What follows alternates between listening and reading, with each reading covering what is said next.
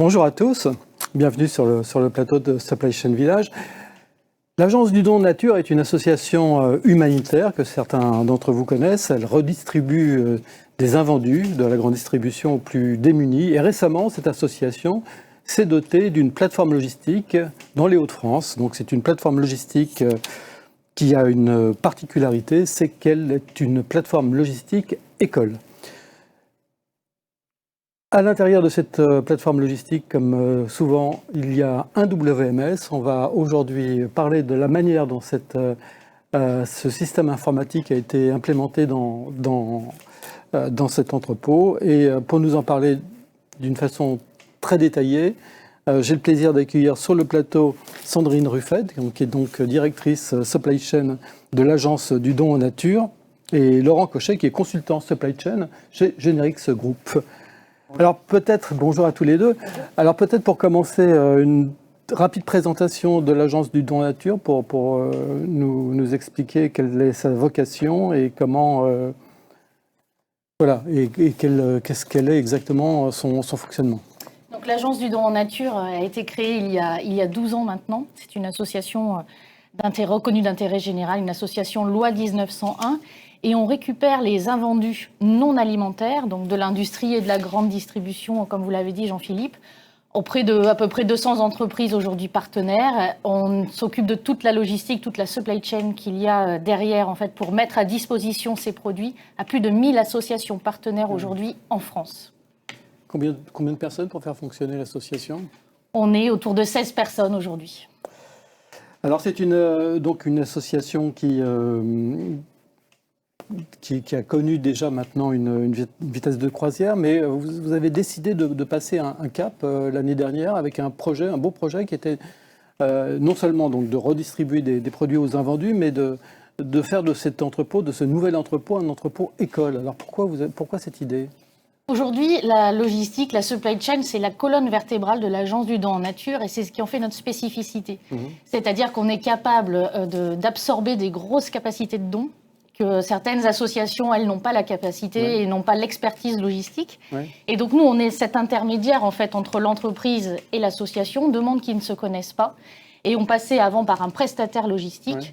Et on s'est dit, mais est-ce qu'on pourrait faire de cette logistique, la faire rentrer dans notre objet social de notre association et amener encore une plus grande valeur à la logistique en montant ce projet. Et on a pu, grâce notamment à Euralogistique et l'opportunité d'aller sur le campus Euralogistique et d'intégrer les lieux qui sont gérés aujourd'hui par la CCI et de mettre à disposition un local qui est aujourd'hui HQE, qui est grande hauteur. On a pu l'équiper grâce à tout l'écosystème justement qu'Euralogistique nous a ouvert et on a pu rencontrer des partenaires qui nous ont aidés à monter ce projet. On a été bien entourés et en fait c'est ce qui a fait qu'on était rassurés pour pouvoir réinternaliser notre logistique, ce qui n'est pas une moindre chose avec si peu de ressources aujourd'hui. Déjà pour un industriel ou un distributeur qui souhaite réinternaliser la logistique, c'est toujours un projet d'ampleur, mais alors pour une association à but non lucratif avec des petits moyens comme les vôtres, c'était sans doute effectivement une grande aventure. Tout à fait. Alors donc ça c'était au début de l'année dernière, donc tout ce qui était dans l'entrepôt du prestataire, c'était Géodis je crois. Tout à fait. Donc a été rapatrié sur Euralogistique et donc il a fallu déjà faire fonctionner cet entrepôt. Et donc l'idée c'était d'en faire un entrepôt école. Alors le but de l'entrepôt école, c'est quoi ? C'est de la réinsertion ? Alors, c'est complètement différent de ce qu'on peut trouver aujourd'hui, justement, des entreprises d'insertion. Nous, on met à disposition nos moyens logistiques. C'est-à-dire, on va équiper notre entrepôt. On a quand même une expertise derrière nous de plusieurs années sur la logistique et la supply chain. Et on s'est dit, on va équiper notre entrepôt avec des racks grande hauteur, avec de l'informatique, donc on y reviendra, avec tout ce qu'il faut pour préparer des personnes à pouvoir rentrer après dans le monde du travail en étant préparées. Et donc, on s'est dit, on va mettre à disposition donc, ces moyens logistiques. On va monter des partenariats avec des écoles de formation, donc c'est le métier. Nous ne sommes pas formateurs, mais nous mettons nos moyens logistiques à disposition. L'objet final étant toujours notre objet social, de mettre à disposition ces produits pour les plus démunis. Alors, ce qui est intéressant dans le projet, c'est que c'est vraiment un projet de professionnalisation. Alors, vous n'êtes pas formateur, vous venez de le rappeler, mais par contre, vous êtes directrice supply chain. Hein. Vous avez déjà travaillé dans l'industrie, donc vous avez vraiment cette compétence supply. Et donc, vous avez décidé d'encadrer des jeunes et des moins jeunes d'ailleurs, hein, qui viennent dans cette entrepôt-école pour y apprendre les métiers de la logistique. Alors, c'est quoi précisément ces métiers de la logistique ? Eh bien, nous, en fait, donc déjà, vous disiez les jeunes et les moins jeunes, effectivement, nous, c'est ouvert à tous. Hein. On a des mamans qui vont s'arrêter de travailler, qui vont chercher justement à se reconvertir pour revenir sur le marché de l'emploi. On a les seniors, on a les juniors. Et l'idée, c'est aussi de s'ouvrir au maximum de personnes à une mixité. Et en fait, l'idée, c'est de voir vraiment tous les métiers, de la préparation de commandes, la réception, l'expédition, le reconditionnement, tout l'aspect informatique. D'autres aspects dont on parlera aussi plus tard, parce qu'on veut aussi s'ouvrir sur l'avenir, les idées de mécanisation, etc.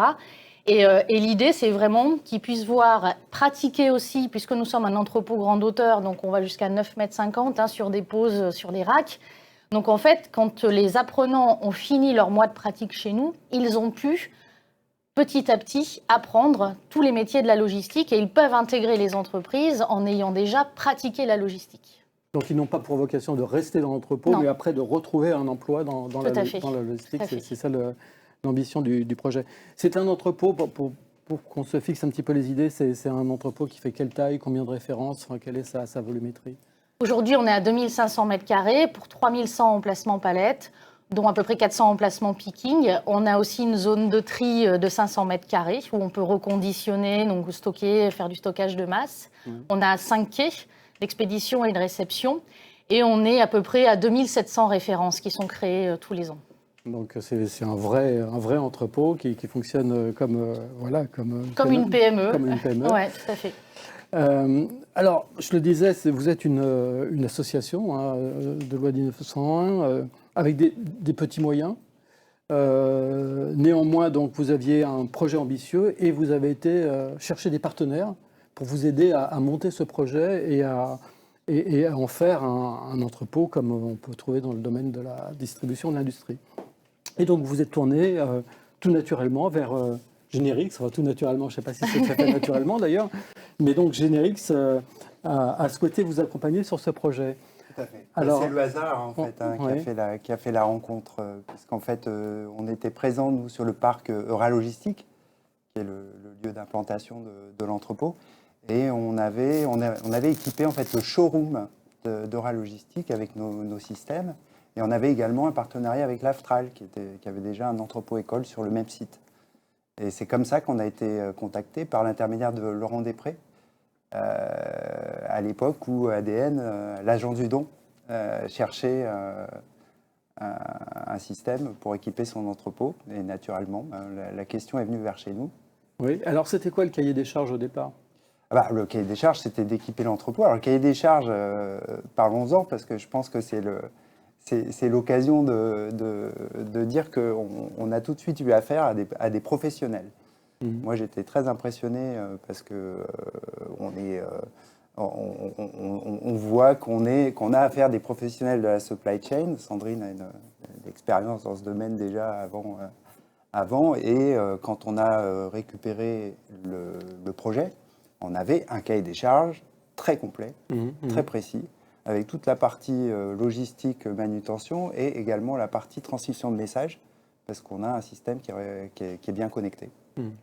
Alors, le but, c'était effectivement de gérer cet entrepôt avec le système, avec le WMS Generix, mais c'était aussi de former finalement des gens qui sont là et qui n'ont jamais eu de connaissances particulières de l'informatique et il y a plus forte raison d'un WMS. Alors tout à fait. Alors c'est la dimension, je pense, qui a complètement séduit l'entreprise et Jean-Charles Deconinck, son président, qui a tout de suite adhéré au projet, qui est en effet un projet à double détente. Oui.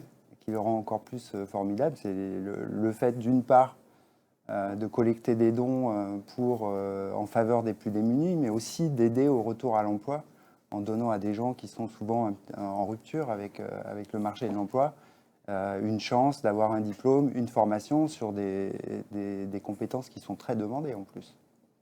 Alors comment ça s'est passé concrètement ? Alors, ça s'est passé, on a eu cette première prise de contact. L'entreprise a adhéré. Alors, ça s'inscrit tout à fait dans la démarche de la responsabilité sociale et environnementale d'une entreprise de contribuer à ce genre de projet. Et donc, on a mis en place une contribution avec quatre points principaux. Alors, le premier point, c'était évidemment le fait qu'on avait exactement le genre de système dont ils avaient besoin. Donc, c'est le WMS, ainsi que les systèmes de transmission de messages de type EDI. Donc, ça, c'est le cœur de compétence de la société Generix. Je prendrai peut-être 2 secondes pour la présenter rapidement. Et puis, il y a une dimension mécénat de compétences qui est importante. Alors, ce mécénat de compétences, c'est sur la partie communication. Alors, un petit peu ce qu'on est en train de faire aujourd'hui avec, je dirais, une synergie pour trouver des partenaires et pour faire connaître l'action de l'Agence du don et faire bénéficier quelque part du réseau de l'entreprise Generix, qui est un réseau de clients qui est très vaste.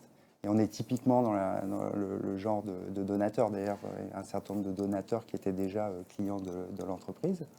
Et puis, il y a un mécénat de compétences, mais sur la partie métier, à travers notre expertise supply chain. J'ai pu contribuer à la genèse du projet, à l'équipement de l'entrepôt en deçà de la dimension simplement informatique, mais aussi dans la dimension métier, parce que c'est aussi mon cœur de métier. Et puis, la dernière partie, qui est un mécénat qui est une aide qui a été proposée par l'entreprise, c'est un jour de bénévolat par an, proposé par l'entreprise, où chaque employé, sur la base d'un volontariat, peut aller passer une journée dans l'entrepôt-école pour contribuer à bouger des cartons. Voilà. Chaque employé de Generix, sachant que Generix, c'est combien d'employés? Alors, environ 600 personnes. 600 personnes, donc ça fait 600. Alors, c'est sur la base de volontariat. D'accord. Et il y a aussi une partie de personnes qui sont à l'étranger, parce qu'on a quelques filiales. Mais ça fait potentiellement du monde dans l'entrepôt. Alors, est-ce que ce WMS, Generix WMS, était vraiment adapté à ce type d'activité? Oui, alors on est dans un mode de fonctionnement classique d'entrepôt où on fait, je dirais, la plupart des activités je dirais qu'on va retrouver sur l'ensemble des entrepôts. Je crois qu'on avait prévu une petite slide pour illustrer il n'y a pas eu besoin de le customiser particulièrement, d'y apporter des modifications. C'est vraiment la version standard qui a été implémentée. Bien sûr, absolument pas. Donc on est dans des, alors là on le voit ici, on le partage à l'écran. Enfin, on est typiquement dans la couverture fonctionnelle d'un WMS dans ses fonctions standards depuis la partie réception des produits. Alors là, on a une particularité. Alors qu'on peut gérer en standard dans le système, mais on a une particularité, c'est qu'on reçoit des dons. Et ces dons sont renvoyés par les entreprises, sont des invendus, donc elles ne sont pas forcément toujours préparées avec la même, je dirais, précision que dans un cadre de flux logistique bien établi. Alors, donc si je résume, en fait, on ne sait pas ce qu'on va recevoir avec précision. Ces dons, c'est des produits de première nécessité, par exemple, c'est du produit de ménager. On a de l'entretien, des jouets. Là, on vient de finir l'opération de Noël, des fournitures scolaires, de l'entretien, des produits. Donc c'est des dons qui vous arrivent, c'est ça? Ça peut être du vrac, ça peut être des cartons si ça sort de l'industrie, c'est conditionné quand même à peu près en carton. Ça peut être du vrac, ça peut être un changement de marketing, une opération promotionnelle qui s'arrête. Et ça arrive, soit on peut le redistribuer en l'état, soit il va falloir qu'il y ait une étape intermédiaire de reconditionnement. Soit il faut reconditionner, donc réceptionner, recréer un article et refaire des kits, etc. D'accord. Voilà. Donc c'est pas comme quand on achète. Ah, c'est pas un appro à un fournisseur. C'est pas un appro à un fournisseur. Là, c'est vraiment du push et c'est donc des dons qu'il va falloir référencer, rentrer dans le système. Et c'est là où c'est une particularité. Aujourd'hui, dans n'importe quelle entreprise classique, une création d'articles se fait au niveau des méthodes, plus sur un ERP. Nous, la donnée entrante, elle est dans notre entrepôt. Donc, c'est le WMS qui doit gérer cette donnée-là, de création des articles, de de mesure, de poids, etc. Tout ça se gère au niveau du WMS, qui est assez, je pense, rare comme opération, quoi. Alors, alors on est un petit peu dans le cas de figure qu'on pourrait retrouver quand on gère des retours dans certains nombres d'entreprises, où les retours de magasins, souvent en vrac, ils mettent tout dans une case, une palette, et puis après on découvre ce qui revient au fur et à mesure. Là, c'est le cas à chaque fois. Alors bien qu'il y a un système en amont de promesses de dons, avec une liste de produits qu'on va envoyer, mais on est loin d'une liste précise de colisage où j'ai des étiquettes sur tous mes cartons, etc. Donc là, on va créer... C'est un peu comme si c'était des retours, mais sauf que ce n'est pas des retours, voilà. C'est des entrants. Et alors, la particularité, c'est que quand vous gérez des retours, vous avez dans le système ce qu'on appelle un référentiel produit, c'est-à-dire que les produits sont connus d'avance par le système, avec tout un tas de caractéristiques logistiques liées à la gestion de ce produit dans l'entrepôt. On n'a pas ça, là. Donc on va récupérer des produits qui arrivent sur des références qu'on ne connaît pas et qui, la plupart du temps, sont éphémères. C'est-à-dire qu'on parle de 2800, 3000 références par an. C'est des références qui tournent et c'est des produits qui se représentent quasiment jamais. Oui. Voilà, donc ça, c'est la particularité. Alors, on gère tout ça tout à fait bien en standard, de la même manière qu'on gérait des retours, d'ailleurs. Mais c'est quelque chose qui est particulier par rapport à un entrepôt classique. Donc, on a un process de réception, je crois qu'on voyait apparaître rapidement. Donc la réception, on en voyait tout à l'heure sur le slide, donc il y avait finalement tout le process qui est couvert par le WMS. Est-ce que ça va jusqu'au TMS ou vous avez non, pas encore le TMS. Non, alors il y a deux, en fait, techniquement, donc l'entreprise a une plateforme qui s'appelle Supply Chain Hub, dans lequel il y a je dirais une vingtaine de modules qui couvrent des périmètres fonctionnels différents. Là, on a techniquement deux modules qui sont implémentés, le WMS, donc, qui est le système de gestion d'entrepôt classique, et puis le système de transmission des messages, qui vient souvent avec, puisqu'en fait, on est connecté à un ERP. L'agence du don est équipée avec un ERP. C'est un ERP standard du marché. Tout à fait. Voilà. C'est tout. Non, donc on était sur le process de réception. Après, si je continue dans la balade un petit peu fonctionnelle, on ne va pas trouver de particularité. Ce qui est intéressant quand même, si on pouvait revenir à la slide qui présente la couverture fonctionnelle, ça doit être celle d'avant. On est typiquement dans ce qu'on doit être bien plus haut. Ouais, on est typiquement dans ce qui est encore avant. Voilà. On a plusieurs modes de travail donc, qui sont proposés dans le système en standard. D'accord ? Et là, donc, soit on peut travailler en papier, et ça se fait encore dans certains entrepôts, et volontairement, au titre de la formation, ils le font dans certains cas pour confronter les apprenants au mode papier. Donc on le trouve encore. Ensuite, on a ce qu'on appelle le mode radio. On va travailler sur des pistolets ou des guns. Des lecteurs code barre. Voilà, avec un lecteur code barre, etc. Et là, on est connecté avec le système en temps réel. Ça va être le gros de l'activité qui va être géré comme ça. Et c'est souvent ce qu'on rencontre fréquemment dans la plupart des entrepôts en termes de statistiques. Après, il y a un autre mode qui est le mode de préparation vocale. Donc ça, il n'y a pas ça en place. C'est relativement simple à apprendre pour les personnes qui ont déjà une formation, donc c'est peut-être au niveau de la formation moins pertinent. Et puis il y a le pilotage des caristes, donc là qui est en place sur le système, donc pilotage des missions des caristes, stockage des stockages, etc. Et puis on a éventuellement la possibilité de piloter de la mécanisation. Alors, pour l'instant on n'a pas ça en place, mais on a ça dans les tuyaux avec Sandrine. On en parlera peut-être tout à l'heure dans les projets. Dans les projets. Bien sûr. Alors, aujourd'hui, à quoi sert l'outil ? Comment vous en servez ? C'est plus un outil de formation ? C'est notre outil qui nous sert à piloter complètement notre activité. Donc, c'est-à-dire qu'on a un responsable d'entrepôt, une chef d'équipe sur place, donc Nicolas et Cathy, qui vont piloter l'ensemble de l'activité, qui vont lancer des vagues de préparation, qui vont lancer les préparations de commandes, qui vont suivre leurs indicateurs, qui vont voir combien de commandes ont été préparées par jour, leur productivité, qui vont faire des inventaires picking en fin de journée pour voir aussi si en taux de service, si on a fait des erreurs sur les préparations de commandes. Donc c'est vraiment un outil qui va nous servir sur l'exploitation au quotidien, qui va servir à toute la chaîne suivante, toutes les personnes qui sont au siège aussi de l'Agence du don en nature, parce qu'il y a des personnes qui sont dans l'entrepôt et des personnes au siège, puisque l'ensemble du WMS est interfacé avec notre ERP et avec notre plateforme de e-commerce aussi. C'est-à-dire qu'aujourd'hui, les statuts, une commande qui est préparée, une commande qui est expédiée, ça va remonter dans notre plateforme de e-commerce et l'association est au courant de l'avancée de sa préparation de commande, comme lorsqu'elle commande à n'importe quel distributeur. Ouais. Quelle formation les personnes en voie de réinsertion ont reçu? C'est une formation de combien de jours, enfin Alors, donc déjà, pour remettre dans le contexte, effectivement, on a fait un partenariat avec l'école de formation de Loginov, qui est sur place sur le campus de RA Logistique. Et donc, on est parti sur le titre d'opérateur logistique polyvalent, qui est une formation qui dure 2 mois. 1 mois de théorie avec l'intégration des CACES 135 et l'intégration des SST.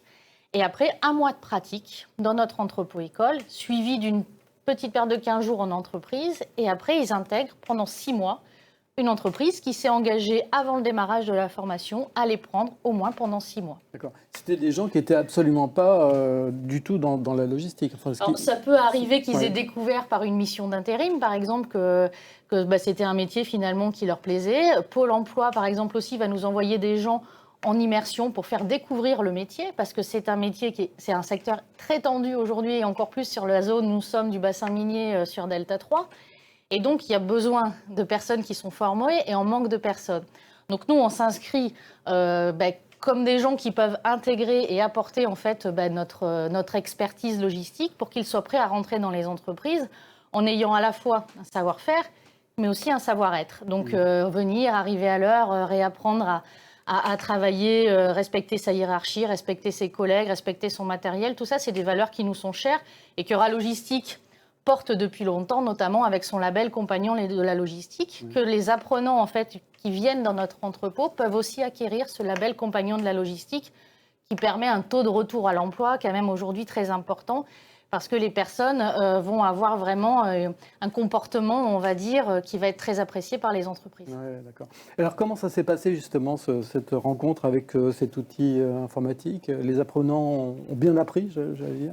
Enfin, c'était facile pour vous de les... Alors, donc, il y a 2 aspects, en fait. Je dirais, il y a eu un aspect projet sur lequel on n'est pas en contact directement avec les apprenants.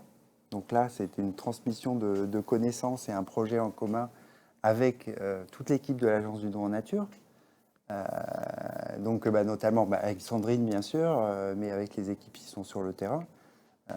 Donc vous avez formé on a fait déjà le projet à travers de l'Agence du don nature, et l'Agence du don nature appuyé avec donc l'organisme de formation. Vous avez donc transmis cette connaissance aux apprenants. Et alors comment ça s'est passé avec eux? En fait, alors au-delà de là, Générix nous a quand même accompagnés sur le terrain au démarrage. Il est resté le chef de projet, Mickaël, et voilà, Agostini est resté longtemps avec nous, enfin longtemps, en tout cas le temps qu'il fallait pour nous accompagner sur le démarrage. Et il y avait déjà les premiers apprenants. Donc, ce qui a permis de mettre en place des petits outils pédagogiques qui nous permettaient aussi de passer ce relais à nos apprenants, de les accompagner, parce que nous ne sommes pas formateurs, on pilote l'activité, donc il fallait déjà apprendre à piloter l'activité. Et cet accompagnement, on va dire entre guillemets aux petits oignons, nous a permis d'être tout de suite, parce que nous, on ne pouvait pas s'arrêter de livrer nos associations, donc ça nous a permis tout de suite d'être performants et d'avoir des personnes, des apprenants qui puissent directement utiliser les outils. Ils étaient accessibles, on nous les a rendus accessibles. Moi, ce qui m'a toujours frappé, enfin, quand j'ai découvert l'Agence du don en nature, c'était le côté professionnel. C'est-à-dire que souvent, la logistique des associations est gérée d'une façon un petit peu empirique, alors que très vite, l'Agence du don en nature s'est dotée de vraies compétences pour gérer les flux, pour gérer vraiment la logistique de tous ces produits d'une façon très professionnelle. Et là, donc, c'est un pas supplémentaire encore dans cette professionnalisation. Je trouve ça vraiment très intéressant. Par rapport à d'autres associations, est-ce que vous avez le sentiment que ça vous donne un avantage alors, je ne sais pas si on peut parler de concurrence entre les associations, mais en tous les cas, disons, un atout supplémentaire? Alors, c'est surtout un atout par rapport aux entreprises qui sont nos entreprises donatrices, parce que l'idée, c'est de leur assurer une traçabilité des produits qu'ils vont nous donner, c'est de leur assurer, on veut apparaître comme une solution pour elles à leurs invendus. Donc elles, c'est des stocks qui sont morts, elles ne savent pas quoi en faire, donc elles vont pouvoir nous les donner. Nous, on va pouvoir absorber des grandes capacités de stockage, on va pouvoir en assurer la logistique et redistribuer, au lieu qu'elles fassent appel à plusieurs associations, nous, on s'occupe de pouvoir redistribuer à plus de 1000 associations. Donc en fait, c'est vraiment, nous, on veut se présenter comme un facilitateur pour les entreprises qui sont nos partenaires. Et on veut aussi les faire rentrer dans notre objet social et ça leur permet de mettre en valeur aussi leur politique RSE, puisque quiconque, et même dans le projet de l'entrepôt-école, et Générix en est un bel exemple, les entreprises qui rentrent dans notre projet adhèrent à un projet RSE exemplaire parce qu'on est vraiment dans un mode de partenariat. Voilà. Donc c'est vraiment l'idée. Et nous, l'idée, c'est vraiment de convaincre les entreprises pour distribuer à plus d'associations. Mais nos associations partenaires, notre but est aussi de les faire monter en gamme parce que depuis plusieurs années, depuis 5 ans, on accompagne les associations partenaires de l'Agence du don en nature sur des diagnostics logistiques en partenariat avec des écoles. Et cet entrepôt-école est aussi un outil pour favoriser cet accompagnement. La logistique aux associations, elle existe, elle fait gagner de l'argent aux associations et cet argent, elles peuvent le remettre dans leur objet social. Donc tout le temps qu'on peut leur faire gagner et les méthodologies qu'on peut leur apporter, c'est aussi quelque chose qu'on souhaite porter. Donc les associations auxquelles vous distribuez ces produits, c'est toutes sortes d'associations. Voilà, on peut en citer quelques-unes, par exemple. Il y a des petites associations, à Douai, on va voir Aclia, on va voir le Secours Populaire, on va voir l'Armée du Salut. On va voir vraiment la petite association au fin fond de la campagne et à la très grosse association en zone urbaine qui sera livrée. Enfin, on touche vraiment toutes les associations, toutes religions confondues. Ce sont des épiceries sociales et solidaires, des foyers d'hébergement, des foyers pour enfants, pour femmes battues. Donc vraiment, on s'adresse à un maximum de personnes sur l'invendu non alimentaire. Et vous, le fait d'être organisé de cette manière-là, d'une façon très très professionnelle, c'est une crédibilité supplémentaire pour les donateurs, leur dire regardez comment on est organisé et voilà comment vos produits sont bien gérés et redistribués d'une façon très, très professionnelle. C'est un petit peu ça la démarche. Tout à fait. Je pense que ça crédibilise aussi vis-à-vis des donateurs, hein, parce qu'en fait, il y a d'un côté, il y a les deux dimensions, et sur les donateurs, il y a le fait de pouvoir récupérer des dons et de se faire connaître auprès de ces grandes entreprises. Et comme je le disais, comme Générix a une base client qui est assez large et qu'avec le système qui est un standard du marché, le WMS de Générix, hein, qui est très, très implanté chez un certain nombre de gros clients. Alors, je pourrais citer des gens comme Carrefour, qui est aussi partenaire de l'Agence du don. Oui, on peut peut-être en citer quelques-uns, des grands donateurs. Allez. Les grands donateurs, alors je vais parler pour l'entrepôt-école. Donc on a bien sûr Carrefour, la Fondation Carrefour qui nous a accompagnés. On a un petit trou de mémoire, mais on a la région Hauts-de-France qui nous accompagne. On a des gens comme Provo, on a des entreprises de la région qui nous ont suivis depuis le démarrage. Dans la cosmétique, il y a des... Alors, notre donateur, on va dire, fétiche, qui nous suit depuis le début, c'est quand même L'Oréal aussi, qui nous a accompagnés sur des grands projets aussi informatiques, qui nous accompagnent sur les dons de produits aujourd'hui, depuis des années. On a le groupe SEB qui nous accompagne. On est vraiment avec des grandes entreprises, mais aussi des petites PME qui donnent à la mesure de ce qu'elles peuvent à notre niveau. On a Leroy Merlin, c'est vraiment l'industrie, la distribution. Pour elles, ces grandes entreprises, quel avantage elles ont de donner les invendus?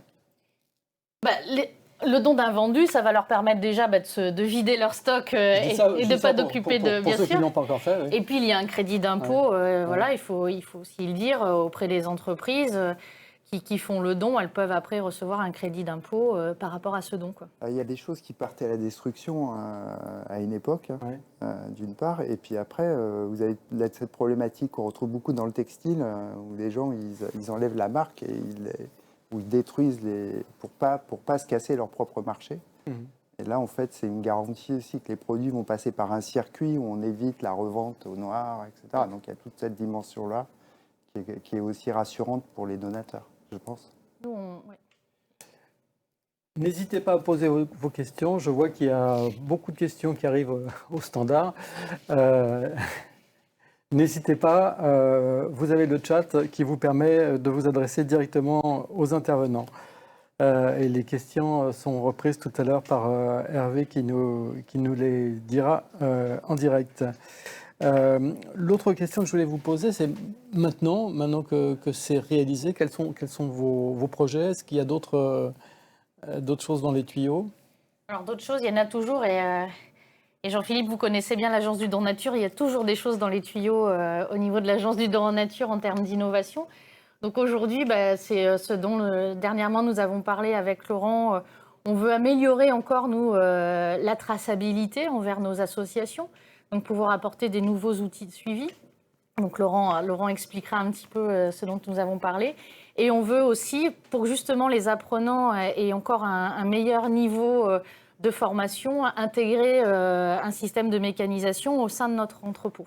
Donc je vais laisser Laurent peut-être expliquer ce qu'il nous a proposé par rapport à ça. Oui, alors bon, il y a deux aspects. Il y a l'aspect de mettre en place une forme de traçabilité améliorée en généralisant l'étiquetage des produits. Donc ça, c'est un premier aspect qui nous permettra après d'avoir une traçabilité jusqu'aux livraisons chez le client qui pourront éventuellement même lire les étiquettes et vérifier comme s'ils étaient intégrés à l'écosystème Agence du don. Donc ça, c'est une des visions. Et puis sur l'aspect mécanisation, alors on n'est pas dans une logique de productivité ou de retour sur investissement.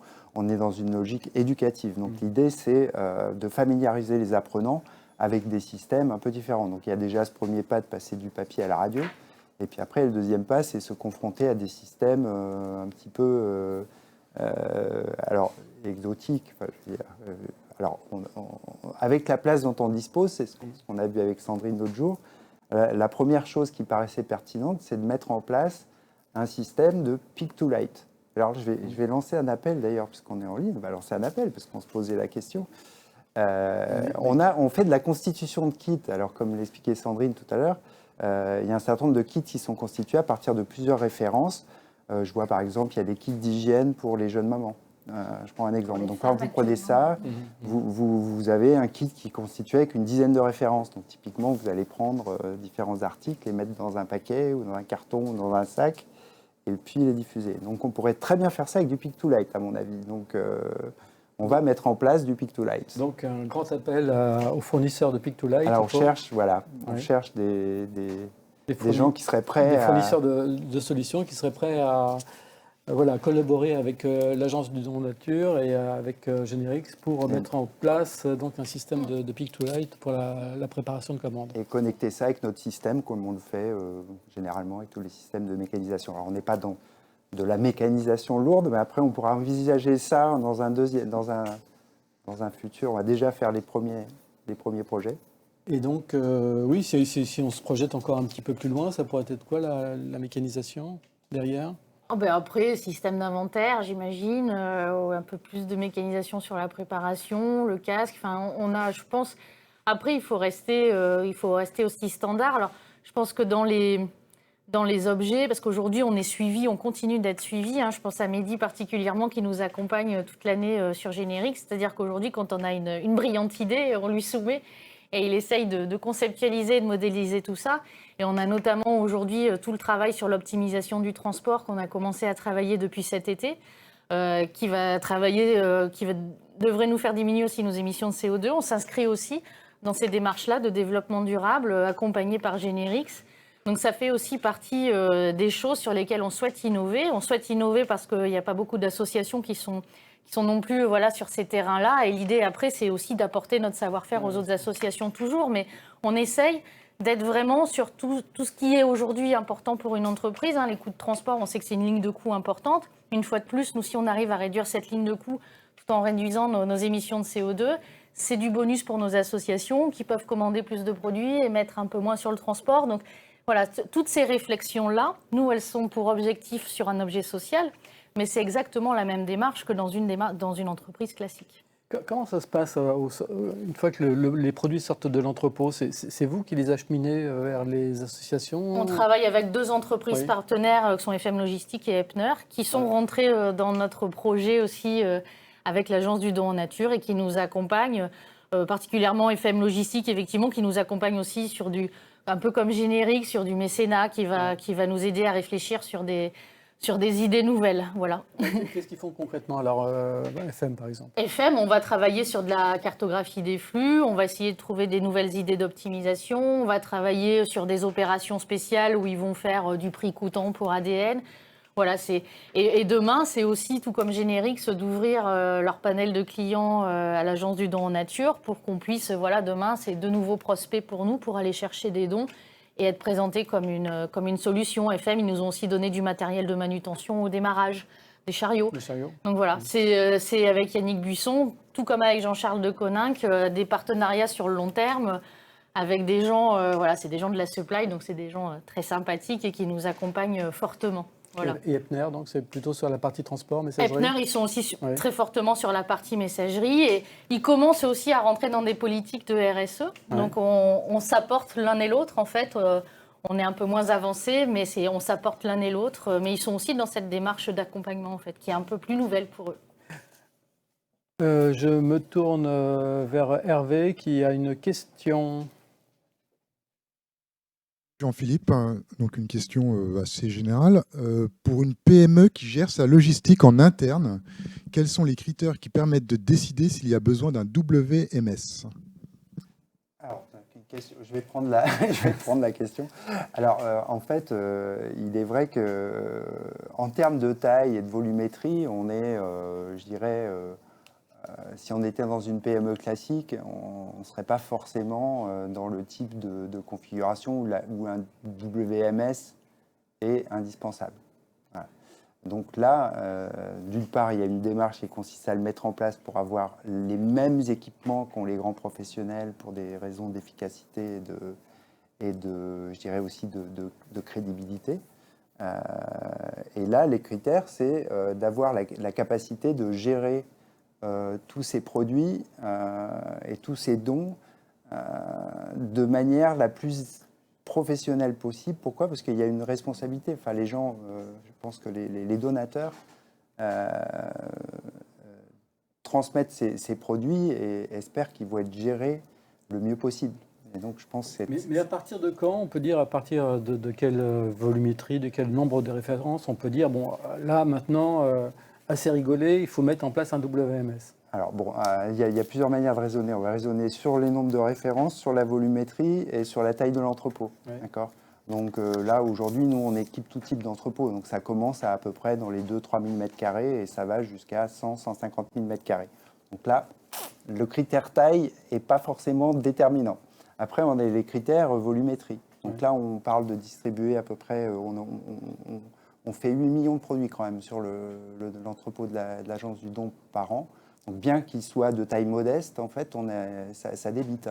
Là, on y était la semaine dernière ensemble. Je peux vous dire qu'il y a des camions qui arrivent tous les matins, il y en a qui partent tous les soirs, et ça tourne. Donc là, on est, je dirais, plutôt en termes de volume, vraiment dans les gammes qui justifient l'équipement d'un WMS. Après, je n'ai pas de réponse précise. Disons qu'il y a des solutions pour à peu près toutes les tailles d'entreprise. Voilà, on arrive à s'adapter à toutes les tailles d'entreprise. Après, il y a une question de retour sur investissement. Oui, de coût, bien sûr. J'imagine que... En l'occurrence, comme on est au taquet en termes de ce qui peut se faire de plus accommodant et pour l'Agence du don, la question se posait moins sous cet angle-là. Bien sûr.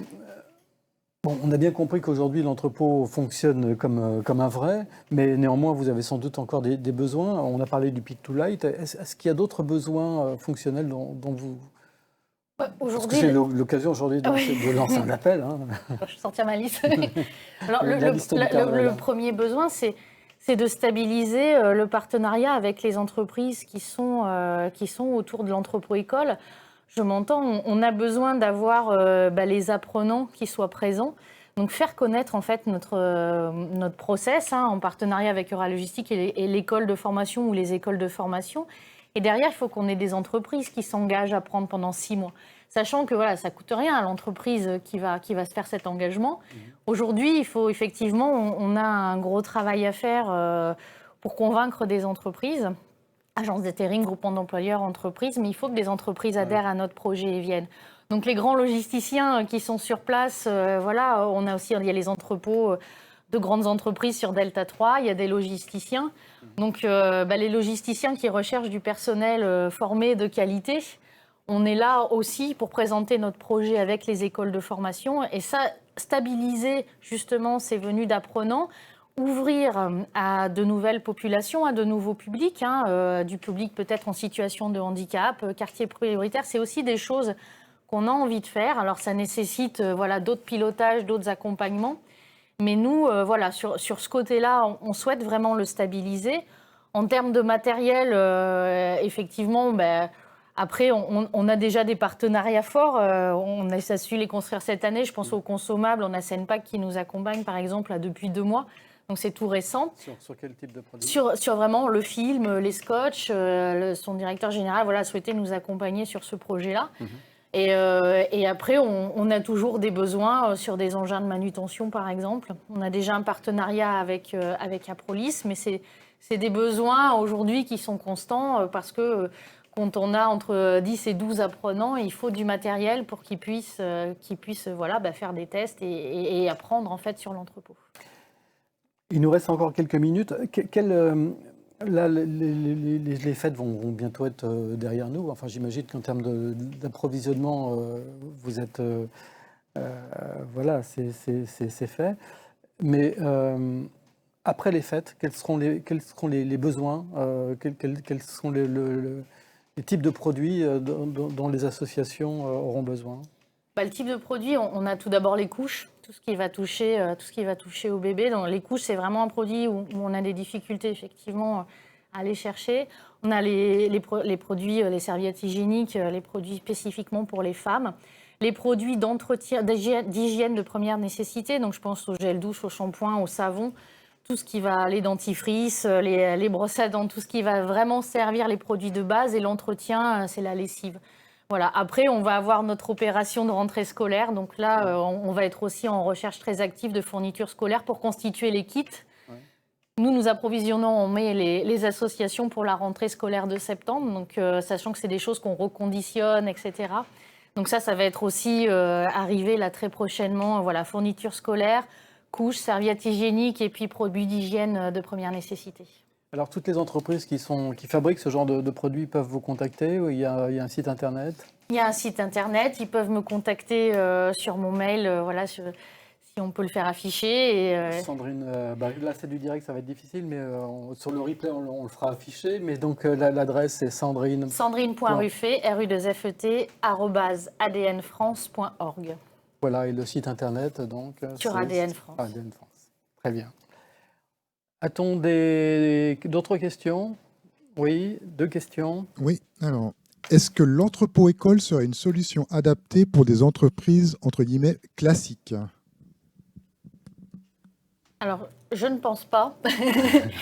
Ou alors, parce que nous mettons quand même de côté une partie de notre productivité, c'est-à-dire qu'il y a une montée en puissance de nos apprenants. Quand ils arrivent, ils ont le temps de pouvoir utiliser les chariots, d'aller doucement, on les accompagne. Donc, on a une productivité qui va augmenter sur le mois. Je ne suis pas sûre qu'une entreprise puisse accepter avec l'ensemble des personnes qui sont sur place, qu'elles aient un temps d'adaptation, un retour, des temps aussi qui sont spécifiques sur la sécurité. On y revient tous les jours. Enfin, voilà. On a vraiment des temps adaptés pour les apprenants. Alors, ce n'est pas un cocon parce qu'on veut aussi les amener vers ces productivités des entreprises. Malgré tout, c'est adapté et on les accompagne. Donc, sur cette partie productivité, c'est ce qui fait notre différence. Et aujourd'hui, les entrepôts-écoles, il en existe. Les entrepôts en flux réel, on est les seuls. Donc, c'est-à-dire qu'aujourd'hui, dans les autres entrepôts-écoles, ce sont des fausses palettes. Nous, on va livrer nos associations grâce justement à ce que nous apportent les apprenants. Mais on leur laisse le temps d'acquérir les compétences, bien sûr. D'accord. Une autre question ? Quel est le budget d'implémentation d'une telle solution au sein de la structure Agence du Don si la solution leur avait été facturée, y compris la radiofréquence? Alors, c'est une question quand même un petit peu indiscrète. Alors, en gros, quelle est l'enveloppe qu'il faudrait consacrer pour un entrepôt de cette taille-là à peu près? Alors en fait, déjà l'enveloppe budgétaire sur un WMS, elle n'est pas forcément liée à la taille de l'entrepôt, elle peut être liée à l'étalage du projet, au type de compétences et de support qu'on peut avoir. Il y a des clients qui ont déjà des compétences en interne, d'autres moins. Donc c'est beaucoup de l'accompagnement qui va faire la différence. Là, on est sur un projet d'implémentation, on a à peu près une 60aine d'hommes-jours d'implémentation, y compris l'aide, je dirais, conseil métier et autres. Et après, en termes de budget, là, on est sur des modes SaaS, donc Software as a Service, c'est-à-dire qu'en fait, ce n'est pas un achat de licence, mais c'est du loyer mensuel pour l'usage de la solution. Et alors, selon les process, on va tomber sur des ordres de budget qui démarrent à 800 euros, 900 euros et qui peuvent monter selon le type de process utilisé à 1500, 2000 pour donner des ordres de grandeur. Et pour préciser sur la radio en fait fait pas partie en fait du budget purement générique, à part sa mise en œuvre et sa connexion pour qu'elle fonctionne avec le système. Les terminaux, ça fait partie d'ailleurs des petites anecdotes rigolotes, c'est que on a aidé à trouver des terminaux sur le marché, plutôt bon marché qu'on a eu du mal à faire marcher. Mais ça a fini par fonctionner. Je vois qu'on a... Oh voilà, je vois déjà que je suis en train de perdre ma voix. Donc, merci à tous les deux d'être venus sur le plateau de Supply Chain Village. Il est temps que l'émission se termine parce que je crois que je suis en train de perdre ma voix. Mais bon, merci à tous d'avoir suivi cette émission. Merci d'avoir encore été très nombreux cette fois-ci. Et nous vous donnons donc rendez-vous très bientôt pour une prochaine émission de Supply Chain Village. Merci, Merci, c'était un plaisir. Bonne journée à tous. Merci.